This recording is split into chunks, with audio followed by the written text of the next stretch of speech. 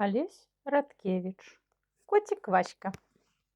Мороз цісне, плот трашчыць. Па сцяжынцы кот бяжыць.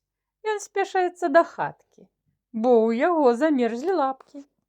Бабка дзверы адчыніла і каточка запусціла. Той з парога і да печы, на якой дзед грэе плечы. Кот пацёрся каля ног, памурлыкаў і прылёг проста дзеду на жывоцік. Наш пяшчотны Васька-коцік. Там на печцы добра спіцца, ім абодвум вясна сніцца, бо ў іх мерзнуць у мароз, у кота лапкі, у дзеда нос.